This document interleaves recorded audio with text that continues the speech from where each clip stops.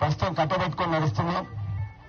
మొట్టమొదటిసారి జనగామ జిల్లాలో మనకు జనగామ నియోజకవర్గానికి ముఖద్వారమైన పోచన్నపేట గ్రామం నుంచి రావాలని చెప్పేసి అనుకున్నాం.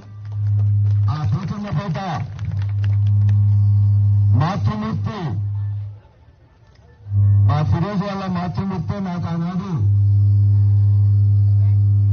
నామినేషన్ కి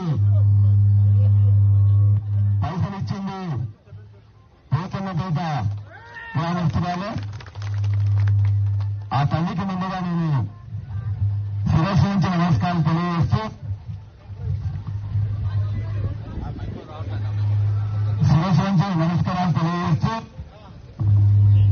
పోచన్నపేటకు చాలా ఇద్దామనుకుంటే ప్రభుత్వం కాలే. నాకు సంబంధించినంత వరకు గ్రామానికి సంబంధించిన సాగునీరు కూడా తీసుకుని వద్దామంటే